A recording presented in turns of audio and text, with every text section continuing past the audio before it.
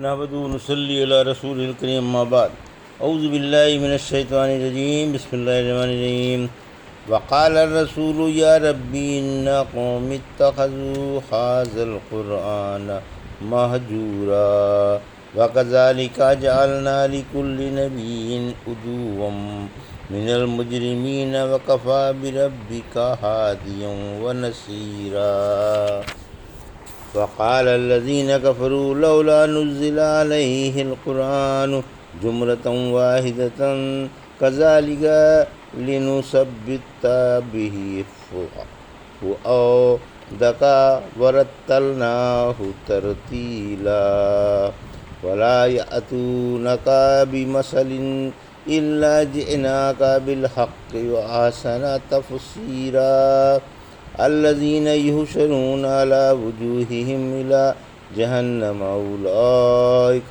شر مكانا وأضل سبيلا۔ ابھی آپ نے سورہ فرقان کی آیت 30 سے 34 کی تلاوت سماعت فرمائی۔ ان آیتوں کا ترجمہ اور تفسیر اس طرح ہے: وقال الرسول یا ربی ان قوم اتخذوا هذا القرآن مہجورا، آیت 30۔ وکذالک جعلنا لکل نبی عدوا من المجرمین وکفى بربک ہادیا ونصیرا، آیت 31۔ ترجمہ: اور رسول کہے گا اے رب میری قوم نے یہ قرآن چھوڑ دیا تھا، اسی طرح ہم نے ہر نبی کے دشمن بعض گناہگار بنا دیے ہیں، اور آپ کا رب ہی رہنمائی کرنے والا اور مدد کرنے والا کافی ہے۔ یہ تھا ترجمہ سورہ فرقان کی آیت 30 اور 31 کا تفسیر۔ قیامت کے دن رحمت عالم صلی اللہ علیہ وسلم امت کی شکایت کریں گے۔ آیت 30۔ قیامت کے دن رحمت عالم صلی اللہ علیہ وسلم اپنے نافرمان امتیوں کی شکایت فرمائیں گے کہ اے رب میری قوم نے یہ قرآن چھوڑ رکھا تھا، کیونکہ مشرک نہ تو قرآن کی طرف توجہ ہی دیتے تھے اور نہ اسے سننا ہی گوارا کرتے تھے، جیسا کہ حق تعالیٰ نے سورہ فصلت کی آیت 26 میں فرمایا، اور کافروں نے کہا کہ اس قرآن کو مت سنو اور اس کے پڑھے جانے کے وقت شور و غل کرو تاکہ تم ہی غالب رہو۔ چنانچہ جب قرآن کی تلاوت کی جاتی تو یہ خوب شور و غل اور بکواس کیا کرتے تھے اور سنتے ہی نہیں تھے۔ یہی قرآن کا چھوڑنا ہے اور اس پر ایمان نہ لانا، اس کی تصدیق نہ کرنا، اس میں غور و فکر نہ کرنا، اسے سمجھنے کی کوشش نہ کرنا، اس پر عمل نہ کرنا، اس کے احکام نہ بجا لانا، اس کے بتائے ہوئے حرام کاموں سے نہ بچنا، اسے چھوڑ کر شعروں کی طرف، لوگوں کے اقوال کی طرف، گانے کی طرف، لہو لہب کی طرف یا کسی اور کلام کی طرف اور کسی غیر راہ کی طرف متوجہ ہو جانا، یہ تمام باتیں قرآن کے چھوڑنے میں داخل ہیں۔ ہم بزرگ و برتر اللہ سے جو محسن اعظم ہے اور ہر چیز پر قادر ہے دعا کرتے ہیں کہ وہ ہم کو اپنی مہربانی سے ایسی باتوں سے بچائے جو اسے ناراض کرنے والی ہوں، اور اپنی رضا کے عمل کرائے کہ ہم قرآن حفظ کریں، اسے سمجھنے کی کوشش کریں اور صبح و شام اس کے پسندیدہ طریقوں کے مطابق اس کے تقاضوں پر قائم رہیں۔ وہ بڑا بزرگ ہے اور بہت ہی دینے والا ہے۔ آیت 31۔ یعنی اے پیارے نبی، جس طرح آپ کی قوم میں ایسے لوگ ہیں جنہوں نے قرآن چھوڑ رکھا ہے، اسی طرح پہلی قوموں میں بھی لوگ تھے، کیونکہ اللہ پاک نے بعض مجرموں کو ہر نبی کا دشمن بنا دیا ہے جو لوگوں کو گمراہی اور کفر کی طرف بلاتا ہے۔ سورہ انعام کی آیت 11 سے 13 میں فرمایا، اسی طرح ہم نے ہر نبی کے دشمن جنوں اور انسانوں میں سے شیطان بنا دیے ہیں، ان میں سے بعض کی طرف چکنی چپڑی باتوں کا دھوکہ دینے کے لیے وسوسہ ڈالتے رہتے ہیں، اور اگر آپ کے رب کو منظور ہوتا تو یہ ایسا نہ کرتے، لہٰذا آپ انہیں ان کی افطرا پردازیوں پر چھوڑ دیں، اور اس لیے بھی کہ ان کی طرف ان لوگوں کے دل مائل ہو جائیں جن کا آخرت پر ایمان نہیں، اور تاکہ اسے پسند کر لیں اور ان گناہوں کے مرتکب ہو جائیں جن کے وہ مرتکب ہو رہے ہیں۔ پھر فرمایا کہ آپ کا رب رہنمائی کرنے اور مدد کرنے کے لیے کافی ہے، یعنی ان کی امداد و رہنمائی کے لیے کافی ہے جو اس کے رسول کی اتباع کرتے ہیں، اس کی کتاب پر ایمان لاتے ہیں، اس کی تصدیق کرتے ہیں اور اس کی پیروی کرتے ہیں۔ انہی کا دنیا اور آخرت میں اللہ معاون اور مددگار ہے۔ یہ مشرک لوگوں کو قرآن سے روک رہے ہیں تاکہ کوئی اس سے ہدایت نہ پا سکے اور ان کی راہ قرآن کی راہ پر غالب آ جائے، لیکن صلاحیت والوں کو اللہ کی ہدایت و حمایت کافی ہے۔ وقال الذین کفروا لولا نزل علیہ القرآن جملۃ واحدۃ کذالک لنثبت بہ فؤادک ورتلناہ ترتیلا، آیت 32۔ ولا یأتونک بمثل الا جئناک بالحق واحسن تفسیرا، آیت 33۔ الذین یحشرون علی وجوہہم الی جہنم اولئک شر مکانا واضل سبیلا، آیت 34۔ ترجمہ: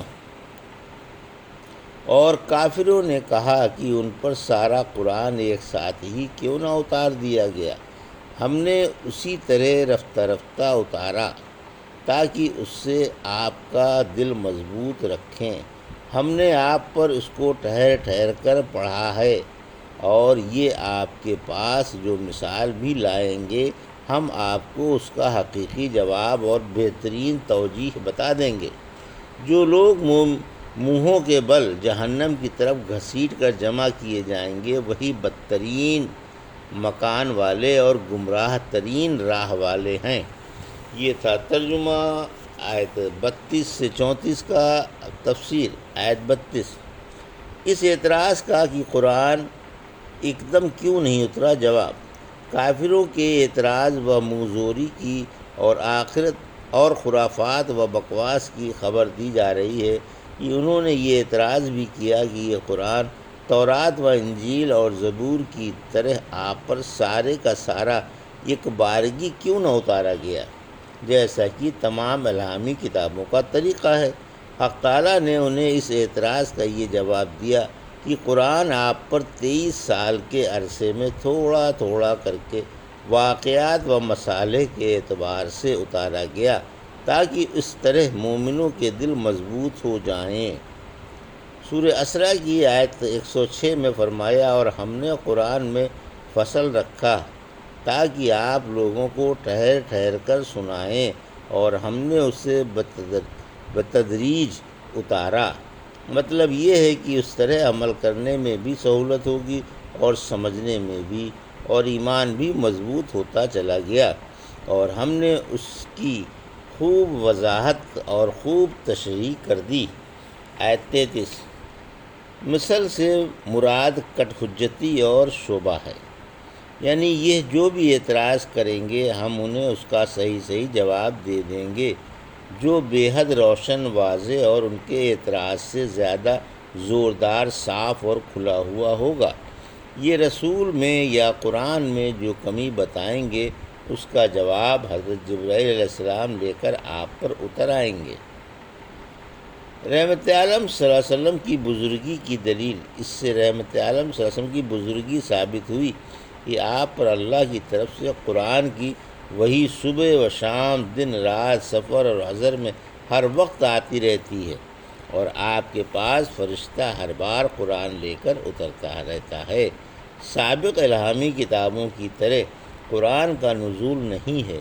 یہ مقام بڑا جلیل القدر اور اعلیٰ مرتبے والا ہے اور آپ ہی کے ساتھ خاص ہے، دیگر نبیوں کو نہیں ملا، لہٰذا قرآن تمام الہامی کتابوں میں افضل ہے، اور رحمت عالم صلی اللہ علیہ وسلم تمام نبیوں میں افضل و اعظم ہیں۔ حق تعالیٰ نے قرآن میں اتارے جانے کی دونوں صفتیں ودیت فرمائی ہیں۔ یہ لوح محفوظ سے بیت العزت میں جو پہلے آسمان پر ہے یکبارگی اتارا گیا، پھر بیت العزت سے زمین پر موقع اور محل کے اعتبار سے واقعات کے مطابق رفتہ رفتہ 23 سال میں اتارا گیا۔ ابن عباس اور فرماتے ہیں قرآن شب قدر میں سارے کا سارا دنیوی آسمان کی طرف اتارا گیا، پھر اس کے بعد 20 سال میں اترا۔ پھر آپ نے یہ آیت وَقُرْآنًا فَرَقْنَاهُ لِتَقْرَأَهُ عَلَى النَّاسِ عَلَى مُكْثٍ وَنَزَّلْنَاهُ تنزیلا کی تلاوت فرمائی۔ اس روایت میں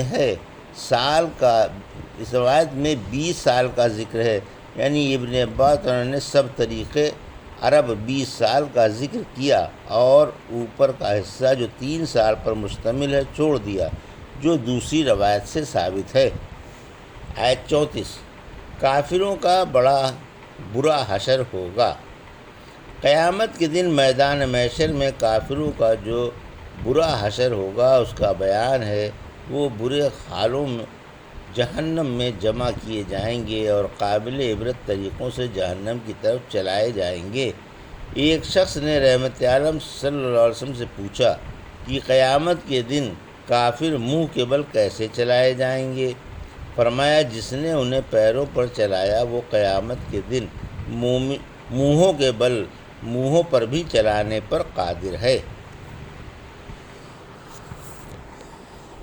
یہ تھا سورہ فرقان کی آیت 30 سے 34 کا ترجمہ اور تفسیر جو ابھی آپ نے سماعت فرمائی۔ بارک اللہ لی و لکم فی القرآن الحکیم ونفعنا وإیاکم بآیات الذکر الحکیم۔